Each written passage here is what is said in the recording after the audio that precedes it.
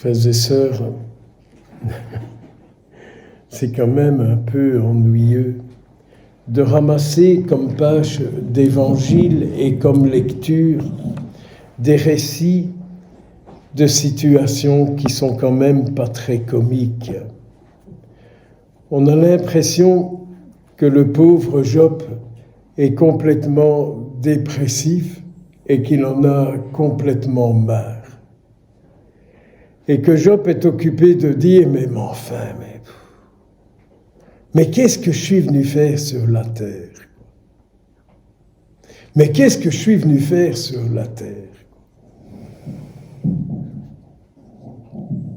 Je me dis, je ne suis pas le seul à dire ça. Job l'a dit avant moi. Parfois, je me dis, mais qu'est-ce qui restera de moi, quoi? Qu'est-ce que je suis venu faire sur la terre?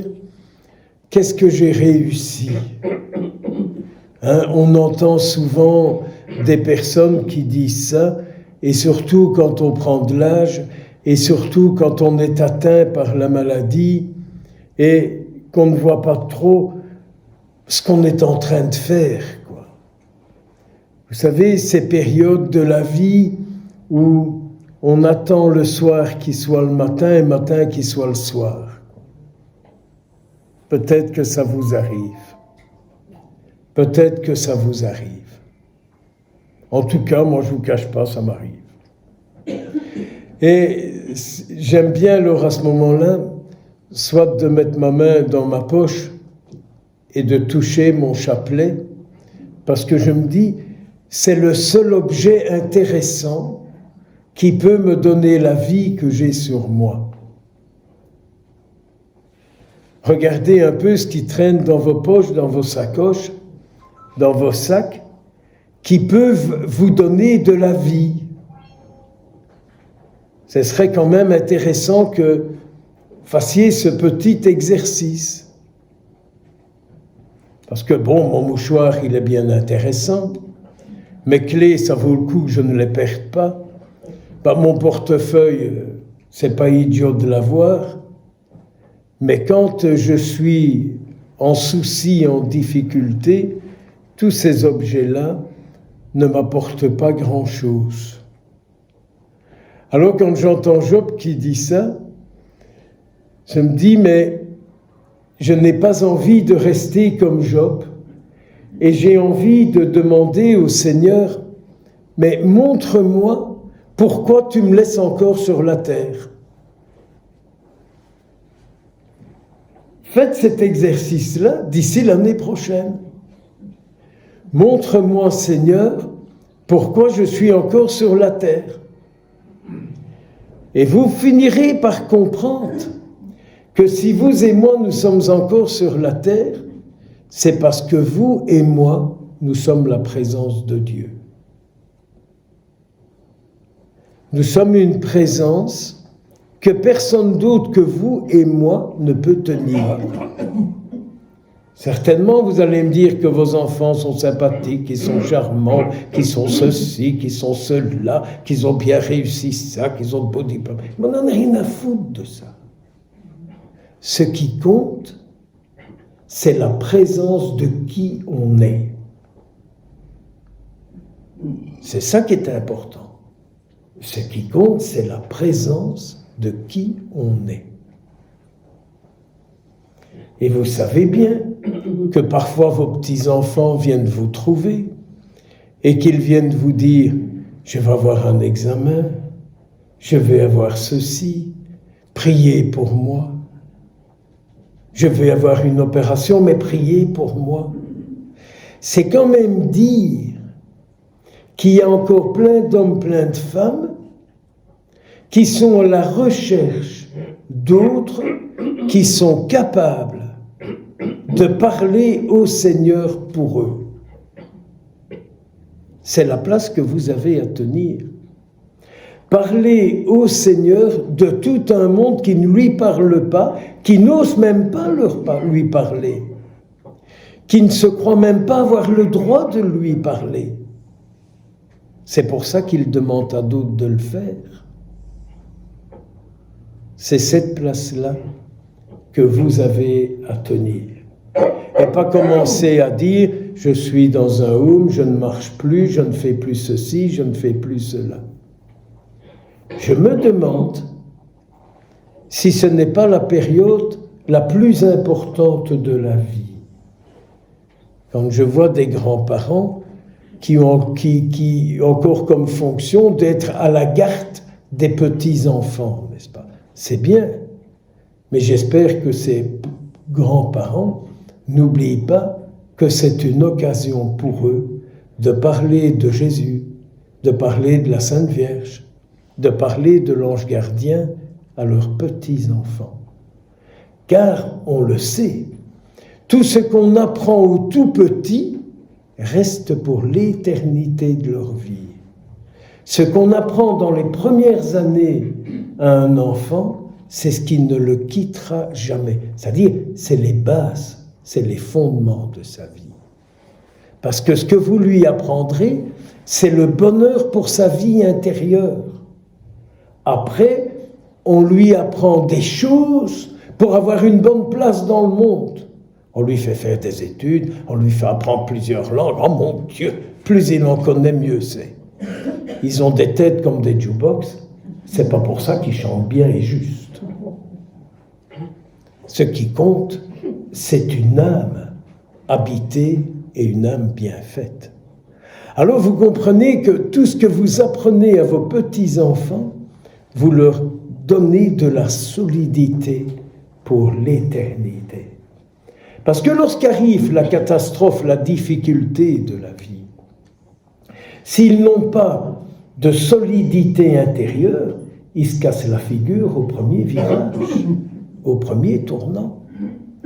J'oublierai jamais, j'avais un confrère, pour ne pas le citer, qui s'appelait le frère Félix, qui est décédé, je crois qu'il avait 96 ou 97 ans. Je sais même le dire en français, 96 ou 97 ans. Wow, j'ai réussi mon examen. Je pourrais passer la frontière. Mais il disait, c'est quand même malheureux, hein. Les jeunes d'aujourd'hui sont très, très, très, très, très grands. Mais la moindre difficulté de leur vie, ils basculent, ils tombent.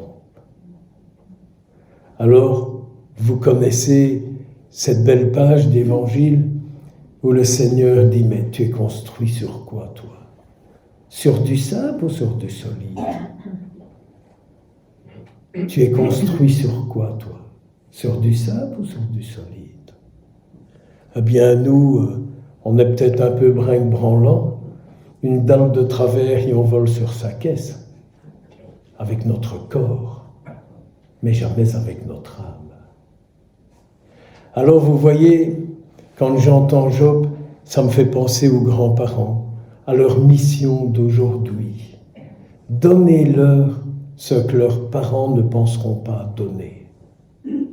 Donnez à vos petits-enfants ce que leurs parents ne penseront peut-être pas à donner, n'auront pas le temps de donner, pas envie de donner, ou peut-être n'y croiront pas.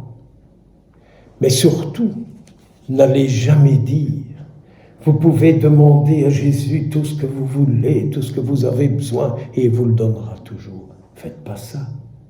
Faites pas ça. Faites pas ça. Je recite souvent l'exemple que quand je préparais mon déménagement, quand j'avais été curé, d'un jeune qui était venu demander un certificat de baptême pour se marier. Et j'ai dit à ce jeune, mais Coco, ça fait quelques années qu'on ne t'a plus vu, quoi. Alors il m'a répondu, mais monsieur le curé, au catéchisme, on m'a dit que je pouvais tout demander à Jésus et qu'il allait le faire. J'ai demandé à Jésus que mes parents ne se séparent pas. Ils se sont quand même séparés. Il faut quand même faire attention que la foi chrétienne, c'est une force, parce qu'elle est la présence du Christ en nous. Et que Jésus, c'est pas Père Noël, c'est pas Saint Nicolas, à qui on fait sa lettre et qu'on met ses chaussures pour qu'il vienne les remplir. C'est pas Jésus, c'est pas Jésus, c'est pas Jésus. Ça. Jésus, c'est celui qui nous rend forts face à toutes les adversités du monde. Alors vous voyez, Jésus sait ce que c'est de ne pas être accueilli. Il en envoie en disant, je vous envoie dans ce village, dites-leur que je vais arriver. Mais je marche vers Jérusalem. Je marche vers une condamnation. Je marche vers un procès. Et on dit, ah, c'est là qu'il va, ouh là là, il ne va pas venir nous souiller. Il ne va pas venir nous souiller. Il ne va pas venir mettre en lumière ce qui, chez nous, est source de condamnation à mort. On n'aime pas Jésus, parce que quand Jésus est là, il montre ce qui, en nous, est source de mort. Mais pourquoi ?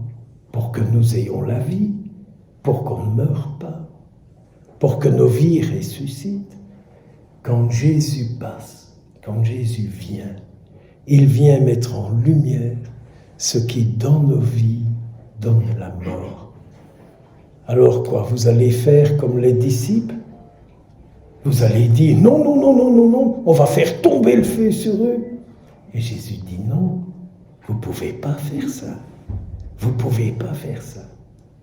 Il faut continuer de croire que peut-être un jour, ils iront retrouver ce qu'on leur a appris les premières années de leur vie.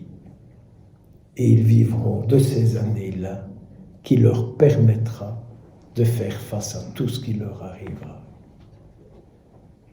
Retenez ça si c'est possible. Pas tout, mais ce qui vous touche le plus.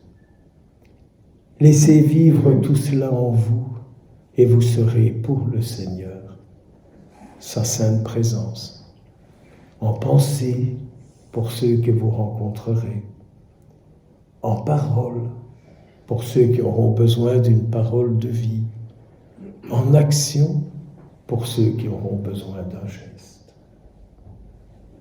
Saint Vincent de Paul, du haut du ciel, a eu ce souci, à travers l'œuvre auprès des pauvres, de rendre Jésus présent. Saint Vincent de Paul voyait Jésus présent en chaque pauvre. C'est pour ça qu'il disait, paraît-il, aux filles de la charité, « Quittez Dieu pour retrouver Dieu. » Nous quittons Banneux pour retrouver la Sainte Vierge avec nous, là où nous allons. Amen, amen.